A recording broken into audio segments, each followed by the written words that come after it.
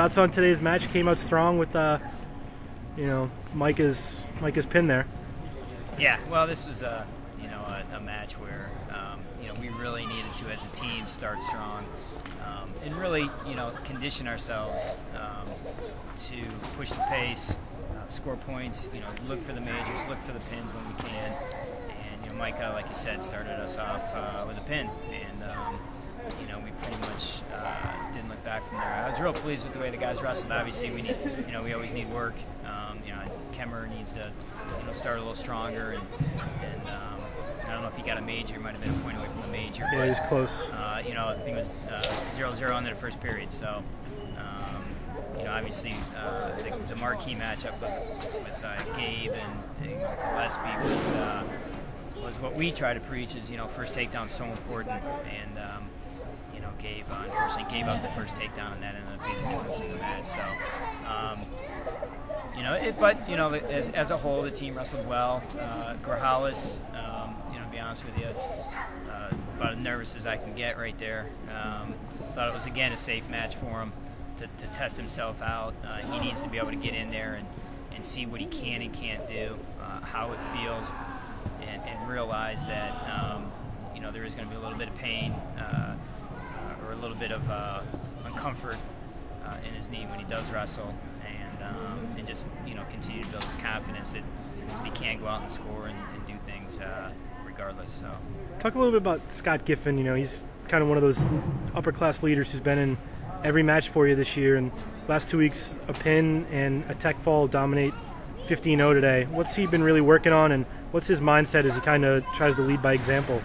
Well, I think that's it. I think he's trying to lead by example, and what we've been working on is really his pinning combinations, putting guys to their back, because that really opens the match up for Scott.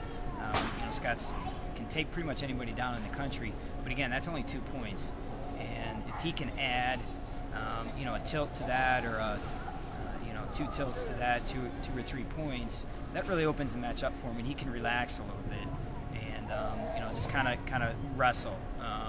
A lot of these guys that he's a lot better than keep it close. It's 2-1, 3-2. But again, you throw a 3-point near fall in there. Now it's 6-2, and I think that's where Scott's confidence has been built up.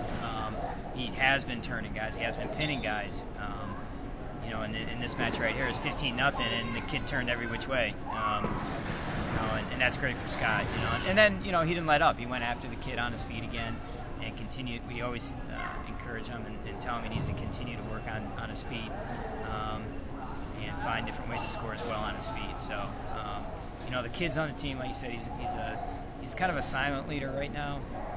Kids on the team have noticed how well he's done, how he's picked up his training, and really has tried to wrestle the way that we want our team to wrestle. Full 7 minutes from start to finish, and Scott the last two weeks has done a great job for us, and this was an important match, like I said, for us in the next 2 weeks here. Next weekend we go to Hofstra, or Harvard and Brown, and we want to continue this type of style of wrestling and emotional type of wrestling that we seem to lack the last 2 weeks. So it was nice. Yeah, it really seems like, kind of looking over at the bench there throughout, there's a lot of guys up, helping each other out and giving them, insight where to go, and just being really into everyone's matches. How does that pick up for the team when a guy's on the mat and just really keeping everyone involved, even if they're the first guy that's already wrestled or they're the last guy to go, being into it from start to finish? Well, again, wrestling's such a unique sport because it's an individual sport, yet a team sport as well. And what we're trying to emphasize here is that you go out and you do your job as an individual, and team points will take care of themselves. But when you look over and you see your teammates cheering for you and rooting you on and giving you advice or telling you what to do, it gives you that extra push that you may need to get through that tough match or that tough position and not let your teammates down. And it's important. You go out and you wrestle hard, you come off and you cheer your next teammate on, and it's just something that we're trying to really have the guys buy into a little bit and understand that again, being an individual sport, we need each other.